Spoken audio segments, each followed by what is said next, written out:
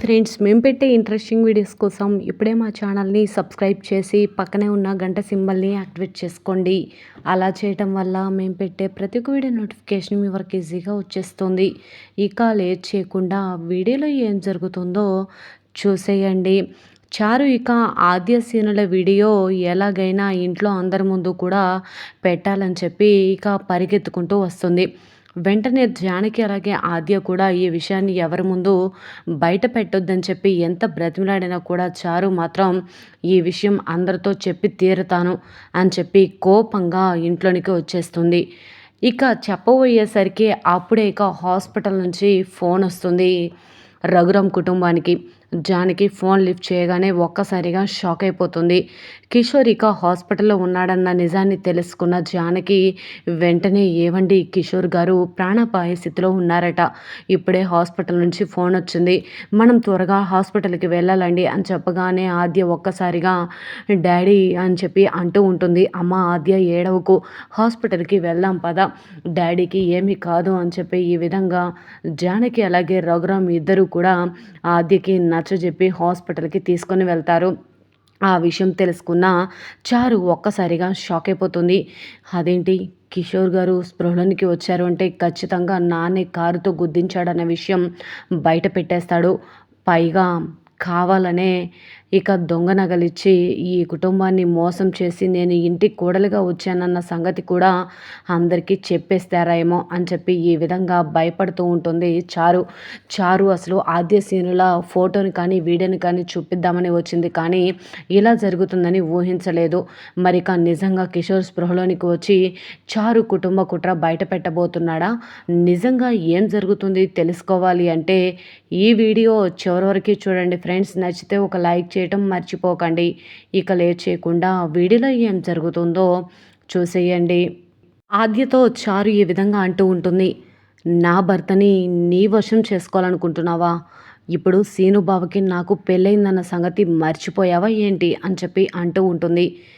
వెంటనే ఇక ఏం చేసినా చూస్తూ ఊరుకుంటామని అనుకుంటున్నావేమో, అది ఎప్పటికీ జరగదు. నా కంఠంలో ప్రాణం ఉండగా సీను బావని నీకు సొంతం కానివ్వను ఆద్య అని చెప్పి చారు ఇక నోటికొచ్చినట్టు మాట్లాడుతూ ఉంటుంది ఆద్యతో. వెంటనే జానకి ఆ మాటలు విని, ఏంటి ఏంటి చారు, ప్రతిసారి కూడా ఏదో ఒక రకంగా మీరు ఆద్యని బాధ పెట్టాలని చూస్తున్నారు, ఆద్యని బాధ పెట్టకపోతే మీరు ఊరికే ఉండరా అని చెప్పి అడుగుతూ ఉంటే, పెద్దమ్మ మాకేమీ ఆద్యని బాధ పెట్టడం సరదా కాదు అని చెప్పి ఈ విధంగా అంటూ ఉంటే, మరి ఏంటమ్మా అది, తన తండ్రి కనపడక తను బాధలో ఉంటే మీరు ప్రతిసారి వచ్చి ఇలా ఇబ్బంది పెట్టడం ఎంతవరకు కరెక్ట్ అని చెప్పి జానకి అంటూ ఉండగా ఈ విధంగా అంటూ ఉంటుంది చారు. ఓహో, వాళ్ళ నాన్న రాలేదని ఇప్పుడు ఈ మహాతల్లి అమెరికాకు వెళ్ళలేదన్నమాట. ఆయన ఆ నగలు తీసుకొని పారిపోవాల్సింది, కానీ పోలీసుల దృష్టి పడడంతో పరుగు పోతుందేమోనని ఇంటికి రాకుండా ఎటు వెళ్ళిపోయాడో ఏమో. ఇప్పుడు ఈ కూతురు కూడా ఏం ఘనకార్యం వెళ్ళబెడుతుందో తెలుసా అని చెప్పి ఈ విధంగా చారు అంటూ ఉంటే, నిజాలు తెలుసుకోకుండా ఏమీ మాట్లాడకు, ఊరికే ఎవరి మీద నిందలు వేయొద్దు చారు అని అంటూ ఉంటే, నేను ఊరికే ఎవరి మీద నిందలు వేయట్లేదు పెద్దమ్మ, కావాలంటే ఈ ఫోటో చూడండి అని చెప్పి వెంటనే ఇక ఫోటోని తీసి ఈ విధంగా అంటూ జానకి ముందు ఫోటోని చూపిస్తుంది. సీను ఆద్యలు కౌగిలించుకున్న ఫోటో. ఆ ఫోటోని చూసి ఒక్కసారిగా షాక్ అయిపోతుంది జానకి. ఏంటమ్మా ఆద్య ఇది అని అడుగుతూ ఉంటే వెంటనే ఆద్య తలదించుకుంటుంది. తప్పు చేసిన వాళ్ళు తలదించుకోక సమాధానం ఎలా చెప్తారులే పెద్దమ్మ అని అడుగుతూ ఉంటే, అమ్మ చారు ఒక్క నిమిషం ఉండమ్మా అని చెప్పి ఆద్యని పక్కకు లాక్కెళ్తుంది జానకి. ఏంటి ఆద్య, ఏమైంది ఆద్య, ఇదంతా ఏంటి అని చెప్పి అడుగుతూ ఉంటే, పెద్దమ్మ నేను కాలేజీకి వెళ్ళాను కదా, కాలేజీ దగ్గరికి సీను వచ్చాడు అని చెప్పి జరిగిందంతా కూడా చెప్తూ ఉంటాడు. చారుని భారీగా అంగీకరించలేదని, తనతో కాపురం చేయలేనని, నన్ను మర్చిపోలేనని నన్ను ఇబ్బంది పెడుతున్నాడు, సీనుకి ఎలా చెప్పాలో ఏం చెప్పాలో కూడా అర్థం కావట్లేదు పెద్దమ్మ అని అడుగుతూ ఉంటే, ఆ దేవుడు మీ తలరాతలను ఇలా ఎందుకు రాశాడో నాకు అర్థం కావట్లేదు, ప్రాణంగా ప్రేమించుకున్న మిమ్మల్ని దూరం చేసి ఆ చారుకి సీనుకి దేవుడు ఎందుకు పెళ్లి చేశాడో ఏమో, అసలు చారు సీనుతో కలిసి ఉంటుందా లేదా అని పక్కన పెడితే, అసలు ఈ ఫోటో తీసుకువెళ్ళి ఇప్పుడు మీ పెదనాన్న ముందు పెడితే ఏమన్నా ఉందా? అసలకే కోపంతో రగిలిపోతుంది పద్మ నీ పైన. ఇప్పుడు ఆ వీడియో గానీ, ఆ ఫోటో కానీ చూస్తే ఇంకెంత రచ్చ చేస్తుందో అని భయంగా ఉందమ్మా ఆద్య అని అంటూ ఉంటే, ఏమో పెద్దమ్మ, నాకు కూడా చాలా కంగారుగా ఉంది. ఎటువంటి తప్పు చేయలేదు పెద్దమ్మ అని అంటూ ఉంటే, నువ్వు తప్పు చేయలేదని నాకు తెలుసు. కొడుకు తప్పు చేశాడని పద్మ ఎలాగో అందో, ఎటు తిరిగి నిన్నే మాటలు అనాలని చూస్తుంది ఆ పద్మ అని చెప్పి ఈ విధంగా అంటూ ఉంటే, నా వల్ల నీకు చాలా కష్టాలు వస్తున్నాయి కదా పెద్దమ్మ. డాడీ ఎక్కడున్నా సరే త్వరగా తిరిగి వచ్చేస్తే నేను అమెరికాకు వెళ్ళిపోతాను అని చెప్పి బాధపడుతూ ఉంటే, ఆద్యను దగ్గరికి తీసుకొని ఓదార్చుతూ ఉంటుంది. వెంటనే చిటికలు వేసి చారు ఇక ఆద్యని పిలుస్తుంది. ఆద్య ఇప్పుడు ఈ వీడియో పెద్దనానికి చూపిస్తూ ఏం జరుగుతుందో తెలుసా అని అడుగుతూ ఉంటే, అమ్మ చారు, నీకు చేతులు ఎత్తి దండం పెడతాను. ఈ వీడియో కానీ ఫోటో కానీ ఎవ్వరికీ చూపించకు. ప్రశాంతంగా ఉన్న ఇంట్లో నువ్వు గొడవలు రేపకు అని అంటూ ఉంటే, ఏంటి పెద్దమ్మ, సీను ఆద్య అలా క్లోజ్గా ఉంటే ఏం కాదు. సీనుకి ఇప్పుడు నేను భార్యని. పెళ్ళి కాకముందు ఎలా ఉన్నా పెళ్ళైన తర్వాత కొంచెం లిమిట్స్లో ఉండాలి కదా అని చెప్పి చారు ఈ విధంగా అంటూ ఉంటే, ఏది ఏమైనా ఆద్య తరపున నేను క్షమాపణ కోరుతున్నాను అని చెప్పి అంటూ ఉంటే, ఆద్య చేసిన తప్పుకి మీరు క్షమాపణ చెప్పడం ఏంటి?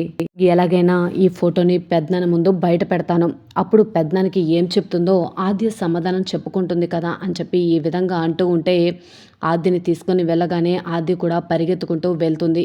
ఇక ఇద్దరు కూడా వెళ్ళిన తర్వాత ఆద్య వైపు చూస్తూ ఉంటాడు రఘురాం. వెంటనే పెద్దనాన్న అని చెప్పి వీడియో చూపిస్తూ ఉండగా అప్పుడే ఫోన్ మోగడంతో ఒక్కసారిగా జానకి వచ్చి హలో అని చెప్పి ఫోన్ లిఫ్ట్ చేస్తుంది. హాస్పిటల్ నుంచి కిషోర్ ప్రాణాపాయ స్థితిలో ఉన్నాడని చెప్పి ఫోన్ రావడంతో జానకి షాక్ అయి బాధపడుతూ ఎలా జరిగింది ఏంటి అని చెప్పి అన్నీ కూడా అడుగుతూ ఉంటుంది. వెంటనే హాస్పిటల్కి రమ్మని చెప్పగానే వెంటనే ఏమండి అని చెప్పి జానకి అడుగుతూ ఉంటే, ఏంటి జానకి ఏమైంది, ఎందుకు కంగారు పడుతున్నావు అనగానే, హాస్పిటల్ నుంచి ఫోన్ వచ్చిందండి అని చెప్పి అంటూ ఉంటుంది. హాస్పిటల్ నుంచి ఫోన్ రావడం ఏంటి అనగానే వెంటనే ఆద్య షాక్ అయి అలానే చూస్తూ ఉంటుంది. కిషోర్ గారు ప్రాణాపాయ స్థితిలో ఉన్నారంటండి, హాస్పిటల్లో కొట్టుమిట్టలాడుతున్నారంట, మనం త్వరగా హాస్పిటల్కి వెళ్ళాలి, పదండి అని చెప్పి అంటూ ఉంటే వెంటనే ఆద్య అలాగే జానకి రఘురామ్ అందరూ కూడా హాస్పిటల్కి బయలుదేరి వెళ్తారు. హాస్పిటల్కి బయలుదేరి వెళ్ళిన తర్వాత అక్కడ కిషోర్ బెడ్పై పడుకొని ఉండడం చూసి ఒక్కసారిగా షాక్ అయిపోతుంది ఆద్య. డాడీ అని చెప్పి ఏడుస్తూ ఉంటే, అమ్మ ఆద్య ఏడవకు అని చెప్పి ఆద్యని ఓదార్చుతూ ఉంటాడు రఘురామ్. జానకి కూడా ఈ విధంగా అంటూ ఉంటుంది, అసలు కిషోర్ గారికి ఈ పరిస్థితి ఎలా వచ్చిందో ఏంటో అని అంటూ ఉంటే, ఇంటి దగ్గర అందరూ కూడా నగలు తీసుకొని పారిపోవాలనుకున్నాడు, దేవుడు శిక్ష వేయక మానతాడా అని చెప్పి అంటూ ఉంటే చారు ఇక చాలా కంగారు పడిపోతూ ఉంటుంది. వెంటనే చారు తన తల్లిదండ్రులకు ఫోన్ చేసి జరిగిందంతా కూడా చెప్తూ ఉంటుంది. వెంటనే హాస్పిటల్లో ఉన్న కిషోర్ స్పృహలోనికి రాకుండా చేయాలి, స్పృహలోనికి వచ్చిన తర్వాత మన గురించి బయట పెడితే ఇప్పుడే మెడపట్టి నన్ను బయటకు గెట్టేస్తారన్న నిజాన్ని చారు చెప్తుంది. మరి ఇక రఘురామ్కి కిషోర్ స్పృహలోనికి వచ్చి నిజాన్ని చెప్పబోతున్నాడా, ఏం జరుగుతుంది?